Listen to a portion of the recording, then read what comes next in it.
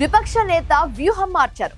కక్ష సాధింపులపైనో పాలన వైఫల్యంపైనో విమర్శలు సంధిస్తారనుకుంటే సబ్జెక్ట్ ఎత్తుకున్నారు.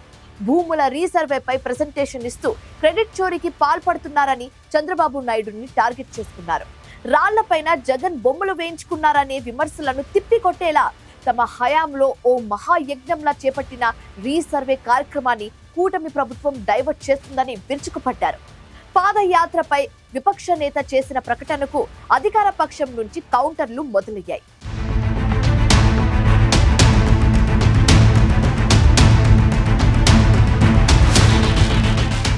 ఆంధ్రప్రదేశ్లో భూముల రీసర్వే వ్యవహారం రాజకీయ యుద్ధానికి వేదికైంది. Visakha Google data center, Greenko ప్రాజెక్టుల తరహాలోని ఈ రీసర్వే ఘనత కూడా తమదే అంటూ అధికార విపక్ష పార్టీలు క్రెడిట్ వార్కి దిగాయి. 100 ఏళ్ల తర్వాత రాష్ట్రంలో భూ రికార్డుల ప్రక్షాళన జరుగుతున్న తరుణంలో దీనిపై రాజకీయ వేడి రాజుకుంది. భూముల రీసర్వేపై అధికార పక్ష నేతలు ప్రజలను తప్పుదోవ పట్టించారని ఆరోపించారు వైసీపీ అధినేత మాజీ సీఎం వైఎస్ జగన్.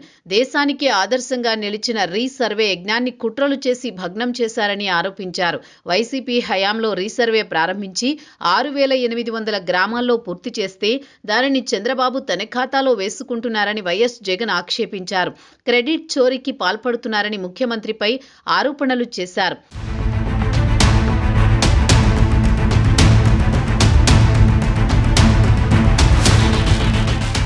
అత్యంత పారదర్శకంగా ఓ మహాయజ్ఞంలా రీసర్వే పూర్తి చేశామన్నారు వైఎస్ జగన్. రైతులకు QR code, geo mapping, unique నెంబర్తో పాస్బుక్లు ఇచ్చామన్నారు. వైఎస్ఆర్సీపీ హయాంలో చేపట్టిన రీసర్వేను నీతి ఆయోగ్ సైతం కొనియాడిందని, కేరళ, ఉత్తరాఖండ్, మహారాష్ట్ర అధికారులు సైతం ప్రశంసలు కురిపించారన్నారు YS Jagan. Survey of India director SV Singh సైతం అప్పట్లో తాము చేపట్టిన రీసర్వేను మెచ్చుకున్నారని, రీసర్వేలో ఏపీ ప్లాటినం గ్రేడ్ సాధించిందని జగన్ గుర్తు చేశారు.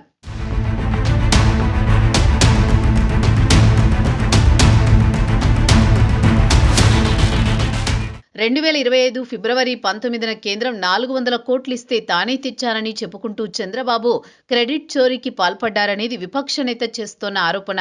ఎన్నికల ముందు రీసర్వేపై ప్రజలను తప్పుదోవ పట్టించి అధికారంలోకి వచ్చాక చంద్రబాబు యూటర్న్ ఎందుకు తీసుకున్నారో చెప్పాలని ప్రశ్నించారు. భూమండలంపై క్రెడిట్ చోరీ చేయగలిగిన ఏకైక వ్యక్తి చంద్రబాబే అంటూ జగన్ విరుచుకుపడ్డారు. ఆయన్ని చూసి ఊసరవెల్లి కూడా సిగ్గుపడుతుందన్నారు. రీసర్వే ఆలోచన తనకు పాదయాత్రలోనే వచ్చిందన్నారు జగన్.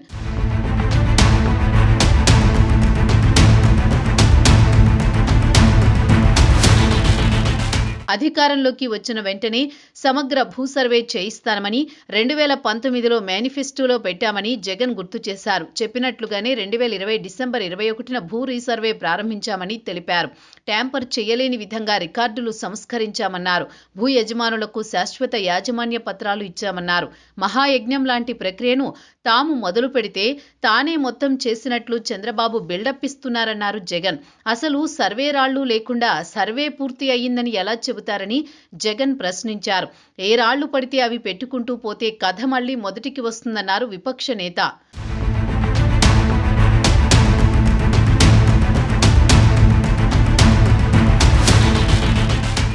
రైతుల భూములకు భద్రత కల్పించిన గొప్ప యజ్ఞంపై చంద్రబాబు, ఆయన మీడియా విషం చిమ్మిందన్నారు వైఎస్ జగన్. ఎన్నికల్లో దీన్నే ప్రచారాస్త్రంగా మార్చుకున్నారని ఆవేదన వ్యక్తం చేశారు. ఐవీఆర్ కాల్స్, ప్రకటనలతో జగన్ గెలిస్తే మీ భూమి మీకు దక్కదని దుష్ప్రచారం చేశారన్నారు. తాము అధికారంలోకి రాకముందు సర్వేయర్లు లేరని, భూములు సర్వే చేసే టెక్నాలజీ కూడా లేదని గుర్తు చేశారు. ఇప్పుడు చంద్రబాబు యూటర్న్ తీసుకుని సర్వే అమలు చేస్తున్నారన్నారు వైసీపీ అధినేత. ఇవన్నీ చూస్తుంటే చంద్రబాబుకు సర్వే అంటేనే అవగాహన లేదని అర్థమవుతోందని ఎద్దేవా చేశారు.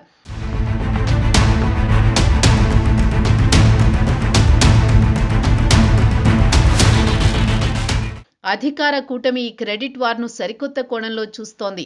గత ప్రభుత్వం సర్వే పేరుతో ప్రజల ఆస్తులను రాజకీయ ప్రచారానికి వాడుకుందని తెలుగుదేశం ఆరోపిస్తోంది. పట్టాదారు పాసు పుస్తకాలపై ముఖ్యమంత్రి ఫోటో ముద్రించడం, సర్వే రాళ్లపై కూడా జగన్ బొమ్మలు చెక్కించుకోవడం ప్రాజెక్టు లక్ష్యాన్ని దెబ్బతీశాయని అధికార పక్ష నేతలు విమర్శిస్తున్నారు. గతంలో జరిగిన సర్వేపై రైతుల నుంచి 2,80,000 ఫిర్యాదులు అందాయని ప్రభుత్వం చెబుతోంది. ఆ తప్పులను సరిదిద్ది రాజముద్రతో కూడిన కొత్త పాసు పుస్తకాలను పంపిణీ చేయడమే తమ అసలైన విజయమని కూటమి నేతలు వాదిస్తున్నారు.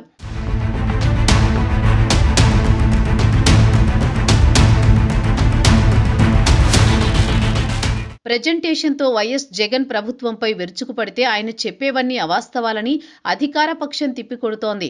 క్యారెక్టర్ లేని జగన్ క్రెడిట్ గురించి మాట్లాడడం విడ్డూరమని ఏపీ మంత్రి గొట్టిపాటి రవికుమార్ విమర్శించారు. అధికారంలో ఉన్న 5 ఏళ్లలో ఏం చేశారని ఆయనకు క్రెడిట్ ఇవ్వాలని మండిపడ్డారు. ప్రజల దృష్టి మళ్లించేందుకు జగన్ అసత్యాలు ప్రచారం చేస్తున్నారని మరో మంత్రి పయ్యావుల కేశవ్ ఆగ్రహం వ్యక్తం చేశారు.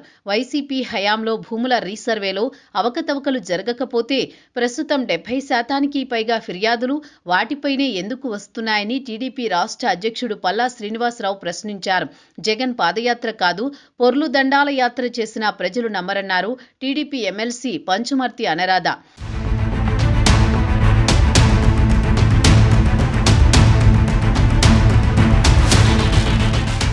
రీసర్వే వ్యవహారంపై ప్రభుత్వాన్ని టార్గెట్ చేసిన వైఎస్ జగన్ కీలక ప్రకటన చేశారు. ఏలూరు నియోజకవర్గ నేతలతో భేటీ సందర్భంగా పాదయాత్రపై క్లారిటీ ఇచ్చారు. ఏడాదిన్నర తర్వాత పాదయాత్ర చేపట్టి ఏడాదిన్నర రోజులు ప్రజల్లోనే ఉంటానన్నారు. ఇకపై ప్రతి శనివారం నియోజకవర్గాల వారీగా పార్టీ శ్రేణులతో సమావేశాలు నిర్వహిస్తానని జగన్ ప్రకటించారు. 2017లో ప్రజా సంకల్ప యాత్రను ప్రారంభించిన జగన్ 13 జిల్లాల మీదుగా 3648 కిలోమీటర్ల మేరకు పాదయాత్ర సాగించారు. అనంతరం 2019 ఎన్నికల్లో వైసీపీ ఘన విజయం సాధించింది.